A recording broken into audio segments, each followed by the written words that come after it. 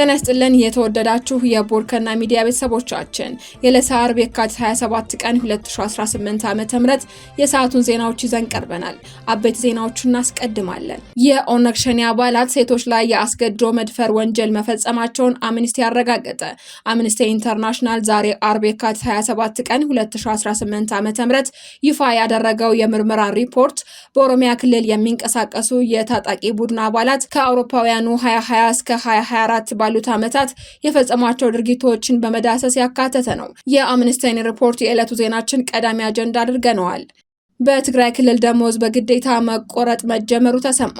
ደሞዝ መክፈል ያቆመው የትግራይ ክልል የመንግስትና የግል ተቋማት ሰራተኞች የደሞዝ መዋጮ እንዲያደርጉ ትዕዛዝ መተላለፉ ተሰምቷል።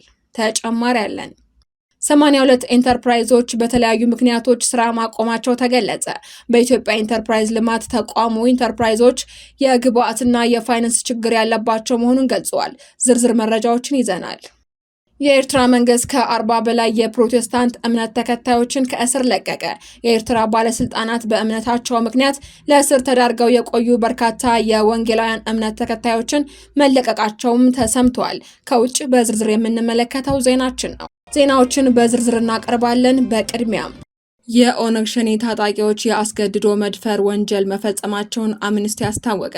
ዓለም አቀፉ የሰብአዊ መብቶች ተቋም አምነስቲ ኢንተርናሽናል የኦሮሞ ነጻነት ሰራዊት አባላት በሴቶችና በህፃናት ልጆች ላይ የወሲብ ባርነት እንዲሁም በቡድን መድፈርን ጨምሮ የተለያዩ ወሲባዊ ጥቃቶችን ፈጽመዋል ሲል አዲስ ባወጣው ሪፖርት ወንጅሏል።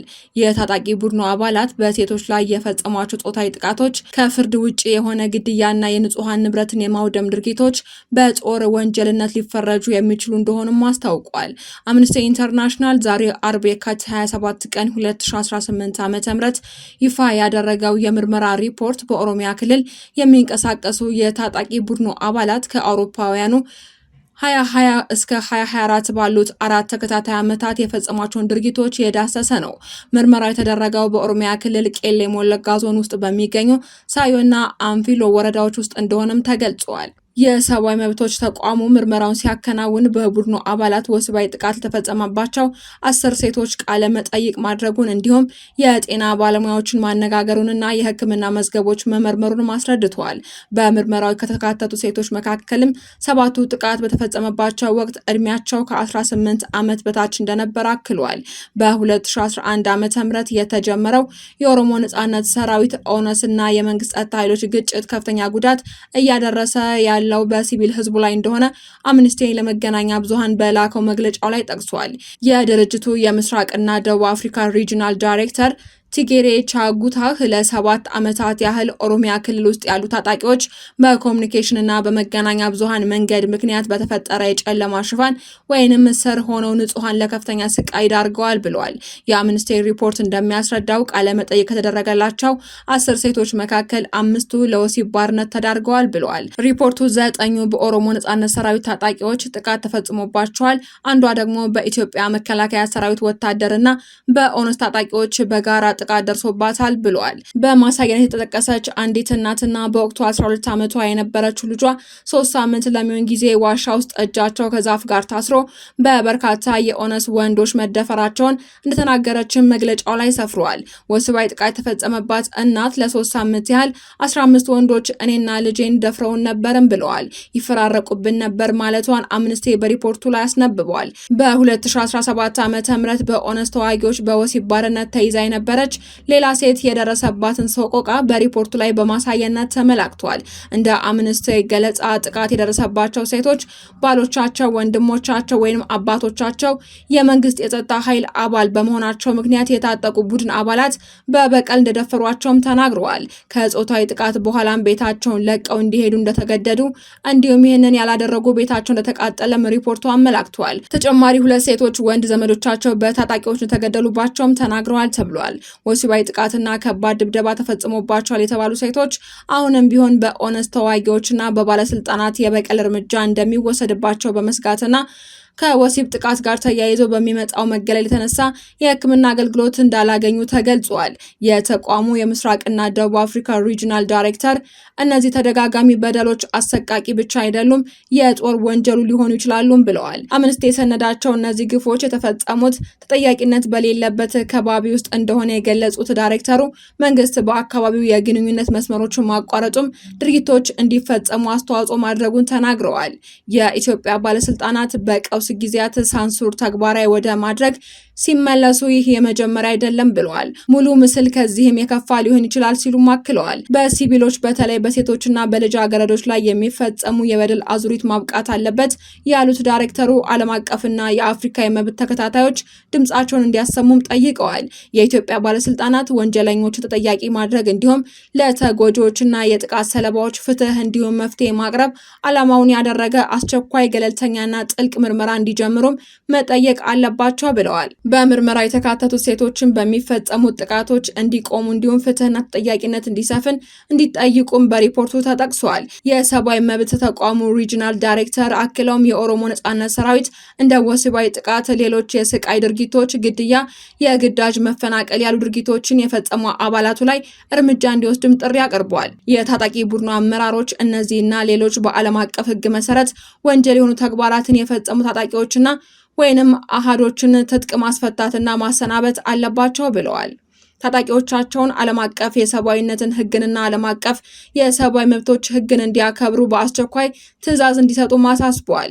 የኦሮሞ ነጻነት ሰራዊት የተመለከተው ይህ የአምነስቲ ኢንተርናሽናል ሪፖርት ይፋዊ የሆነው የኢትዮጵያ ሰብአዊ መብቶች ኮሚሽን ታጣቂ ቡድኑ በኦሮሚያ ክልል አርሲ ዞን ቁጥራቸው በውል ያልተለዩ ሰዎችን መግደሉን የሚገልጹ መግለጫዎች ባወጣ በቀናት ልዩነት ነው። ኢሰመኮ ረቡዕ ዕለት ባወጣው መግለጫው ታጣቂ ቡድኑ ባለፈው ሳምንት ረቡዕ በፈጸመው ጥቃት የህይወት መጥፋት፣ የአካል ጉዳት፣ እገታ እንዲሁም መፈናቀል መድረሱን እንዳረጋገጠ አስታውቆ ነበር። ኢሰመኮ ይህንን ከማለቱ አስቀድሞ በአካባቢው የተፈጸሙ ግድያን በተመለከተ መግለጫ ያወጣው የኦሮሞ ነጻነት ሰራዊት ግን በአርሲ ዞን የኦርቶዶክስ እምነት ተከታዮች ላይ ለደረሰው እልቂት ተጠያቂ ያደረገው በመንግስት ተሰማርተዋል ያላቸውን ተላላኪዎች ነው። ታጣቂ ቡድኑ በአምነስቲ ሪፖርት ስር የቀረቡበት ውንጀላም እስካሁን ምላሽ አልሰጠም። ይሁን እንጂ የዜና ወኪሉ አሶሺየትድ ፕሬስ ከአንድ ወር በፊት ባወጣው ዘገባ ላይ የቡድኑ መሪ የሆኑት ድሪባ ኩምሳ ወይንም ጃልመሮ የቡድኑ ተዋጊዎች ንጹሃን ኢላማ ያደርጋሉ መባሉን ውድቅ አድርገው ነበር። ንጹሃንን የሚጎዳ ማንኛውንም ድርጊት በጽኑ እንቃወማለን፣ እናወግዛለን ያሉት የታጣቂ ቡድኑ መሪ ገለልተኛ በሆነ ዓለም አቀፍ አካል የሚደረግ ነፃ ምርመራን እንደሚቀበሉ መናገራቸው ይታወሳል። በትግራይ ክልል የሚገኙ የመንግስትና የግል ተቋማት ሰራተኞች የደሞዝ መዋጮ እንዲያደርጉ ትዕዛዝ መተላለፉ ተገልጿል። በትግራይ ክልል የሚገኙ የኢትዮ ቴሌኮም፣ የኤሌክትሪክ ኃይልና ዩኒቨርሲቲ ያሉ ተቋማት ሰራተኞች የደሞዝ መዋጮ እንዲያደርጉ መመሪያ መተላለፉን ለተቋማቱ ሰራተኞች ጻፈ ደብዳቤ አመላክቷል። መመሪያው ለጦርነት ተጎጂዎችና ለተፈናቃዮች መርጃ የሚል ቢሆንም የውስጥ ምንጮች ግን ገንዘቡ ለጦርነት ዝግጅት ሊውል ይችላል የሚል ስጋት እንዳላቸው በወርከና ከደብዳቤው መመልከት ችሏል። አመራሮች የደሞዛቸውን 20 በመቶ እንዲለግሱ፣ ሌሎች ሰራተኞች ደግሞ የሚቆርጡትን መጠን በ5 ቀናት ውስጥ እንዲያሳውቁ ተገደዋል ነው የተባለው።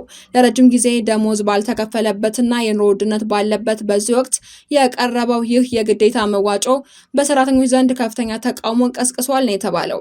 የክልሉ ጊዜያዊ አስተዳደርም በቅርቡ ለመንግስት ሰራተኞች ደሞዝ መክፈል እንደማይችል አስታውቋል። 82 ኢንተርፕራይዞች በተለያዩ ምክንያቶች ስራ ማቆማቸው ተገለጸ። የኢትዮጵያ ኢንተርፕራይዞች ልማት ተቋሙ ኢንተርፕራይዞች የግብአትና የፋይናንስ ችግር ያሉባቸው መሆኑን ገልጸዋል። የተቋሙ የኮሚኒኬሽን ስራ አስፈጻሚ አቶ ሮቤል አህመድ ስራ እንዲጀምሩ የተደረጉ 47ቱ አነስተኛ ኢንተርፕራይዞች እንዲሁም 35ቱ መካከለኛ ደረጃ ላይ የሚገኙ መሆናቸውን ተናግረዋል። ከነዚህ ኢንተርፕራይዞች አብዛኞቹ በኤሌክትሪክ ኃይል አቅርቦትና በግብአት ችግር ስራ እንዳቆሙ አቶ ሮቤል አብራርተዋል። የኢንተርፕራይዞች የኃይል አቅርቦትን በተመለከተ ከኢትዮጵያ ኤሌክትሪክ ኃይል ጋር እየሰራን እንገኛለን ሲሉም ተናግረዋል። አቶ ሮቤል ለኢንተርፕራይዞች የሊዝ ፋይናንስ ወይንም የማሽን አቅርቦት አሰራር እንዳለም ይናገራሉ።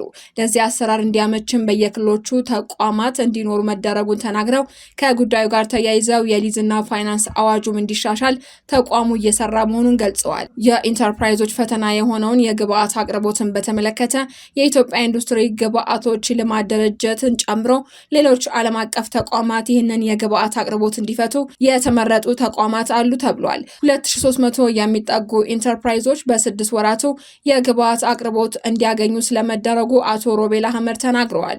ኢንተርፕራይዞች ከውጭ ንግድ አንጻር 63 ኢንተርፕራይዞች ምርታቸውን ለውጭ ንግድ ገበያ መላክ መቻላቸውንም አክለው አብራርተዋል። የጨርቃ ጨርቅ ኢንተርፕራይዞች ለውጭ ንግድ ከፍተኛ ድርሻ ኖሯቸው ምርታቸውን ስለማቅረባቸውም የኢትዮጵያ ኢንተርፕራይዝ ልማት አስታውቋል።